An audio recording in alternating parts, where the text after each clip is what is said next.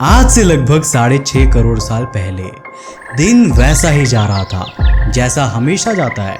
धरती पर डायनासोर्स घूम फिर रहे थे और अपने खाने का इंतजाम कर रहे थे, कुछ शिकारी के पीछे तो कुछ पौधों के। लेकिन तभी उन्हें दिन में चांद दिखता है, पर वो चांद तो धीरे धीरे पास आता जा रहा है। ये चांद अब एक फायरबॉल का रूप ले लेता है, जिसकी ब्राइटनेस इतनी ज्यादा है जो कुछ ही सेकंड्स में आसपास के डायनासोर्स को अंधा कर देती है और कुछ देर बाद वह धरती से टकरा जाता है। और जैसे एक ही पल में डायनासोर्स की पूरी प्रजाति एक एस्टेरॉयड की वजह से विलुप्त हो जाता है। वह जीव जो 165 मिलियन सालों तक धरती पर रहे थे, अब उनका सर्वनाश हो चुका है। पर वेट ए मिनट, क्या ये सब इसी तरीके से हुआ था, या फिर कहानी में कुछ ट्विस्ट है, या फिर मैं कहूं कि कहानी कुछ और ही है। आज की इस वीडियो में हम बात करने वाले हैं कि आखिर उस दिन क्या हुआ होगा जब धरती के सबसे विशालकाय जीव डायनासोर्स का अंत हो गया। तो हेलो गाइस, मैं हूं कौशिक और चलिए शुरू करते हैं आज के इस नए एपिसोड को। साल 1990 तक हमारे वैज्ञानिक इस बात पर यकीन करते थे कि दुनिया में, या स्पेसिफिकली कहे तो इंडिया के बिल्कुल सेंट्रल पार्ट में एक बहुत बड़ा वोल्केनिक इरप्शन हुआ और इसकी वजह से धरती के तापमान में काफी असर पड़ा और धीरे धीरे इस इरप्शन के इफेक्ट्स की वजह से डायनासोर्स का अंत हो गया। वोल्केनिक इरप्शंस बहुत डिस्ट्रक्टिव होते हैं और अगर मास वोल्केनिक इरप्शन हो तो ये किसी प्रलय से कम खतरनाक नहीं होते। पर समय बीता और डायनासोर्स के मामले में आई एक रिवोल्यूशनरी एस्टेरॉयड थियरी। इसके अकॉर्डिंग हमारी धरती पर एक एस्टेरॉयड आकर गिरा था और धरती पर हुए इस कोलिजन की वजह से हमारे अर्थ के कुछ हिस्से स्पेस में ही चले गए थे, जिन्हें आज हम मार्स पर भी खोज चुके हैं। वैज्ञानिकों के अनुसार ये कोलिजन हुआ था नॉर्थ अमेरिका के युकटान पेनिनसुला के पास। अब यहाँ से दो पॉसिबिलिटीज निकलती है।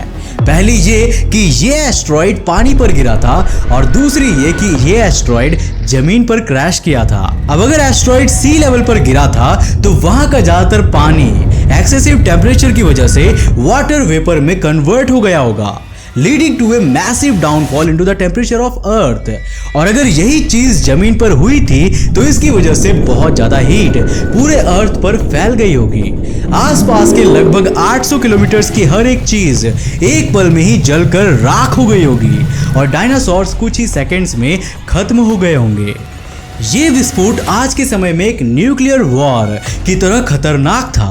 अब ज्यादातर लोग लैंड क्रैश पर विश्वास करते हैं और चलो माना कि इसकी वजह से आसपास के एरिया में भयानक तबाही हुई, लेकिन बाकी बचे डायनासोर्स का क्या हुआ?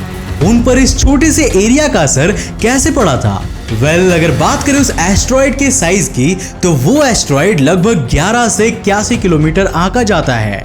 इतना बड़ा एस्टेरॉयड जिस भी एरिया में गिरा होगा उससे इतनी ज्यादा डस्ट हवा में फैल गई होगी कि कुछ दिनों तक, या हाइपोथेटिकली कहे तो कुछ सालों तक, धरती पर सनलाइट पूरी तरह से ब्लॉक हो गई होगी और आसमान में केवल हाई डेंसिटी वाले डस्ट क्लाउड्स ही दिखते होंगे। कोलिजन के अगले 30 मिनट में एक सुनामी ओरिजिनेट होना शुरू हो जाती है और कुछ ही देर में ये लैंड एरियाज को हिट करती है।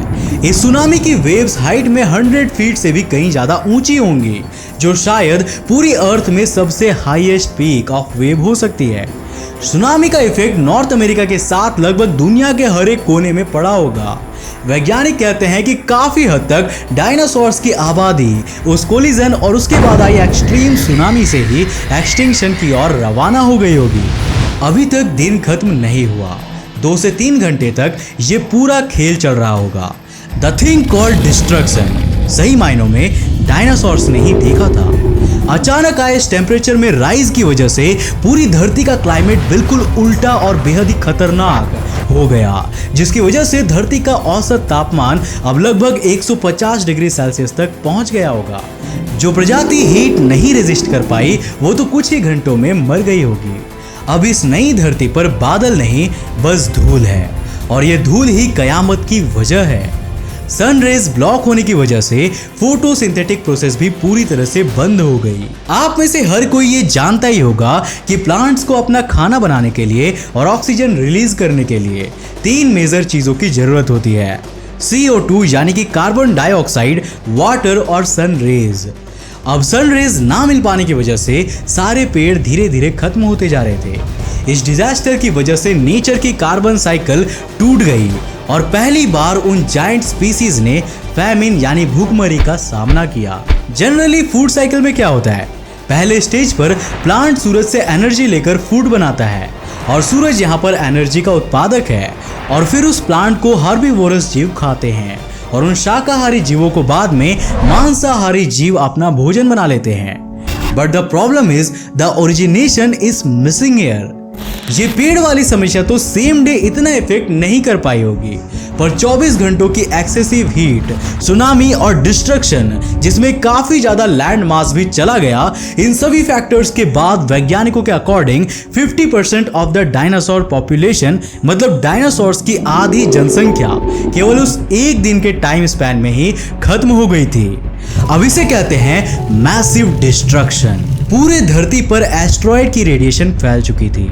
इस बात के बारे में वैज्ञानिकों को पहले पता नहीं था, but according to the recent studies and researches जो कि उसी युकटान पेनिनसुला के पास कंडक्ट की गई थी, वहां कुछ क्लेई सॉइल्स और रॉक्स पाए गए हैं, पर ये बाकी रॉक्स जैसे नहीं थे। कार्बन टेक्निक की मदद से जब इनकी उम्र निकाली गई तो ये लगभग 66 मिलियन ईयर्स ओल्ड पाए गए थे। और उससे भी स्ट्रेंज बात यह है कि इन सभी रॉक्स और फॉइल्स में इरिडियम की भारी मात्रा पाई गई थी। इरिडियम एक हाईली रेडियो एक्टिव सब्सटेंस होती है जो कि प्राइमरीली इस रीजन पर नहीं मिलना चाहिए था, पर अगर ये यहाँ पर पाया गया है तो इसका सिर्फ एक ही प्रेडिक्टेड कारण हो सकता है कि बहुत साल पहले कोई रेडियो एक्टिव चीज यहाँ पर इफेक्ट करी होगी, जिसकी वजह से इन पत्थरों पर इरिडियम की मात्रा अभी भी मौजूद है। इन पत्थरों के अप्रॉक्स वही एज, लोकेशन का सेम होना और भारी मात्रा में क्लेई रीजन के पत्थरों और सेडिमेंट्स में इरिडियम का पाया जाना सिर्फ एक कोइंसिडेंस तो नहीं हो सकता, हेंस प्रूव्ड। अगर कोई इस रेडिएशन में एक्सपोज्ड रहा तो उसे काफी स्किन प्रॉब्लम्स हो सकती है, फिर चाहे वो इनके जैसे विशालकाय जीव ही क्यों ना हो। नेचुरल इफेक्ट्स में एक और टर्निंग पॉइंट था और वो था सल्फर। अब जिन लोगों को नहीं पता मैं उन्हें बता दूं कि सल्फर एसिड रेन के लिए एक बहुत ही जिम्मेदार प्रोडक्ट है। इस एस्ट्रॉइड कोलिजन की वजह से धरती पर मौजूद सल्फर भी धीरे धीरे एटमॉस्फेयर में घुलने लगी and due to the atmospheric combination of sulphur धरती पर लिटरली एसिड रेन शुरू हो गई and most of the water on earth turned acidic in just few weeks. कुछ ही दिन बीतते हैं, वाटर के एसिडिक हो जाने की वजह से अब उसमें हैबिटेट करना बहुत ही मुश्किल हो जाता है और इसकी वजह से एक्वाटिक लाइफ तबाह होने लगती है। वहाँ की वेजिटेशन इन हार्श कंडीशन को रेजिस्ट नहीं कर पाती और यही सेम हाल पानी पर मौजूद सभी फिशेस और एक्वाटिक लाइफ का हो जाता है। एज अ रिजल्ट वो भी एक्सटिंक्ट होने लगती है। वहीं लैंड पर पेड़ पौधे और किसी भी प्लांट के ना मौजूद होने की वजह से हर्बीवोरस डायनासोर स्पीसीज धीरे धीरे एक्सटिंक्ट होने लगती है। अब यहाँ तक कार्निवोर्स सर्वाइव कर जाते हैं क्योंकि हर्बीवोरस मरे चाहे जिए, कार्निवोर्स को तो उसकी लाश ही खानी है।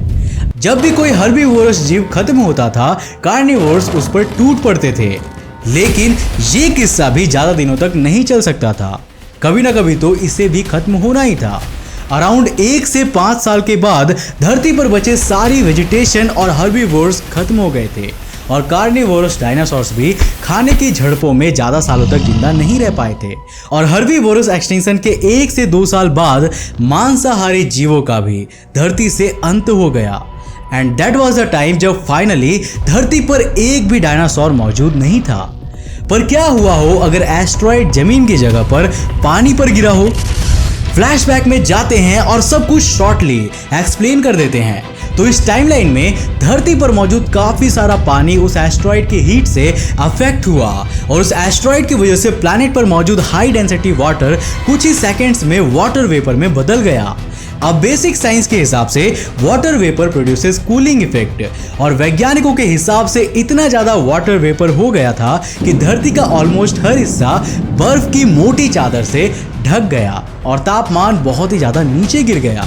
लेकिन एक चीज इन दोनों ही केसेस में कॉमन थी और वो है सुनामी। पहले जो डायनासोर्स गर्मी की वजह से मरे थे वो अब ठंड की वजह से मर रहे थे। ठंड में ज्यादातर प्लांट सरवाइव नहीं कर पाते हैं और बात हो जब एक्सट्रीम कंडीशंस की तो उसमें बहुत ज्यादा न्यूट्रिशियस प्लांट्स और ट्रीज डेड हो जाती है। डस्ट और ऐश इस केस में भी आई और वापस से वही डेंस क्लाउड्स बन गए जिन्होंने सनलाइट को धरती तक आने नहीं दिया। कंडीशन दोबारा से वही आ जाती है। एक्सट्रीम कोल्ड की वजह से एक्वाटिक लाइफ फ्रीजिंग स्टेट की तरफ जाने लगती है और दोबारा हार्श कंडीशन की वजह से पानी में पनपा जीवन मृत्यु की ओर बढ़ जाती है। पहले डिस्ट्रक्शन, उसके बाद फूड शॉर्टेज, फिर हर्बीवोर डिमाइज, उसके बाद कार्निवोर डिमाइज और फाइनली डायनासोर्स का एक्सटिंक्शन। और यही वो दो मोस्ट प्रॉमिसिंग पॉसिबिलिटीज है जिनकी वजह से डायनासोर्स का एक्सटिंक्शन हुआ होगा। अप्रोक्सीमेटली 2 डिकेड्स यानी कि 20 साल बाद दोबारा से धरती का एवरेज टेम्परेचर 24 डिग्री सेल्सियस और क्लाइमेट एक्सट्रीम से नॉर्मल की तरफ आ गया होगा। पर उसके बाद धरती पर क्या हुआ, इंसानों की शुरुआत कैसे हुई होगी, इस पुनर्जन्म की धरती पर उसके क्या क्या सर्कमस्टेंसेस रहे होंगे, ये आपने कभी सोचा है? वेल, अगर नहीं सोचा है तो ऊपर आई के बटन पर क्लिक करके इस वीडियो को जरूर देखना। इस वीडियो को देखकर आप ये जान जाएंगे कि आखिर डायनासोर एक्सटिंक्शन के बाद ह्यूमन लाइफ कब और कैसे शुरू होकर सरवाइव कर पाए। इन दोनों ही थियरीज के बारे में आपकी क्या राय है, ये सही है या फिर गलत? हमें इसके बारे में अपनी राय कमेंट्स में जरूर देना। उम्मीद है कि ये वीडियो आपको जरूर पसंद आया होगा और इससे आपने कुछ नया जरूर सीखा होगा। अगर हाँ तो इस वीडियो को लाइक करने के साथ साथ अपने फ्रेंड्स और फैमिली के साथ शेयर करना मत भूलना। अगर आप नए हो इस चैनल पे तो ऐसे इंटरेस्टिंग वीडियोस के लिए हमारे अंतरिक्ष टीवी आर्मी को ज्वाइन कर लो। नीचे सब्सक्राइब का बटन दबाकर नोटिफिकेशन बेल को ऑन कर लो ताकि आप देख सको हमारे वीडियो सबसे पहले। तब तक के लिए बाय, जय हिंद।